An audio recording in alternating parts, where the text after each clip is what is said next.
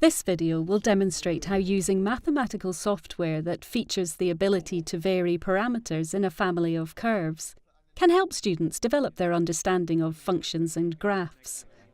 Here, you will see a teacher using graphing software to investigate how varying b and c affects the graph of y equal to x squared plus bx plus c. Give us some sliders as well. Usual parabola shape. I'm going to move the slider for c, the constant at the end, and let's see what happens to the graph.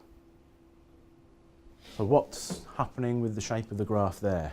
The y-intercept is changing. By how much? By how much you're changing the slider for c. So let's fix that constant c at, say, 4. What's going to happen if I change the slider b?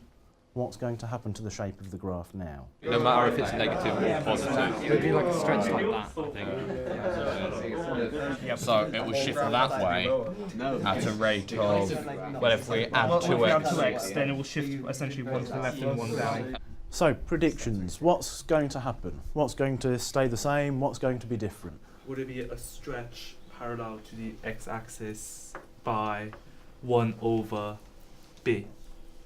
Okay, so possibly a stretch parallel to the y-axis. If we look at the y-intercept, then it will remain unchanged because we're letting x equal 0. So even if you have b as a number greater than 1, then it'll still be 0 plus 4. So the y-intercept will remain at 4. Okay, good. Would it be some sort of translation diagonally, like a vector of minus b over 2 minus b over 2, if you change b? Well, let's see if you're right then. So it's obviously still going through 4 on the y-axis. Is that doing the translation you said it was going to do? Not quite. Not quite. So let's actually This. animate that so we can keep that going.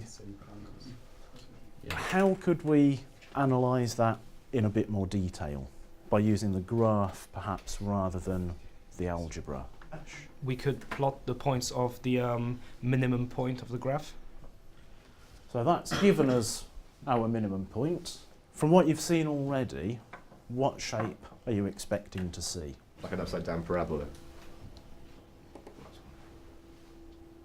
And there we are. Can we get the equation of that upside down parabola? The y-intercept remains the same? Yeah, so it's where the y-intercept, so it's that's minus 4, which isn't right.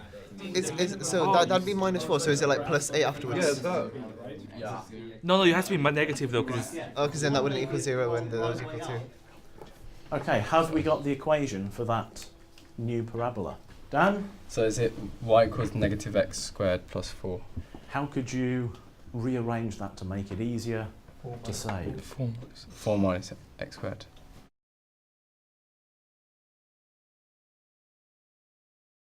Creating things on the fly, it's surprisingly easy once you've done it once or twice.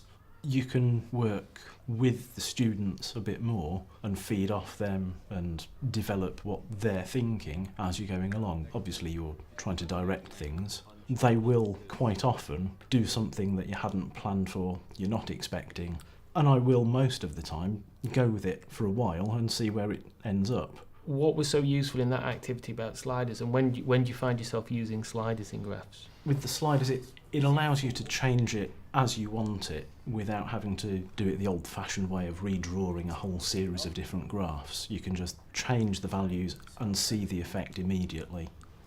How did seeing the moving graph there, how did that help you? You could see that the traced out path had an intercept of 4. I could quite easily visualise the quadratic moving in a straight line, but the moment I'm trying to visualise it moving in a parabola, that was just too many numbers to have in my head at the same time. Well, I think we're definitely very familiar with a shape like a parabola, but especially when it comes to more difficult functions, it really helps us visualize how the function works to actually see it being drawn out rather than just be given, this is the graph, that's how it always looks. What level of confidence did you have to have before you felt comfortable doing that in front of students? I suppose the nervousness is knowing what to do if it doesn't quite work as you expect it to. I think you just try again and see if you can work out why you've ended up in the situation you've got.